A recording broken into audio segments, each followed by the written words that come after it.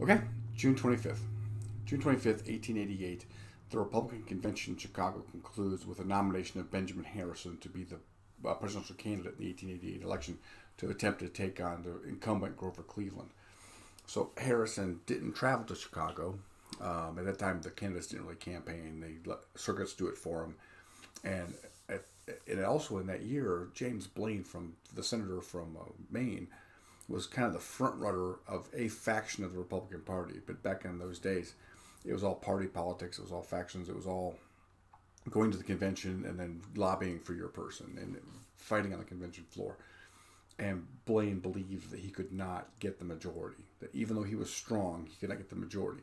So he dropped out to try and find a candidate that would then win the nomination and be able to take on Grover Cleveland, the incumbent president. He favored John Sherman, who's the brother of William Tecumseh Sherman, and Benjamin Harrison. So those are the two kind of candidates that he kind of threw his support behind, if you will. And on the eighth ballot, Benjamin Harrison, former senator from Indiana, wins the nomination and would go on to defeat Grover Cleveland in the election of 1888, and then ultimately lose a re-election bid to Grover Cleveland. So he sits in between Grover Cleveland's non-consecutive terms.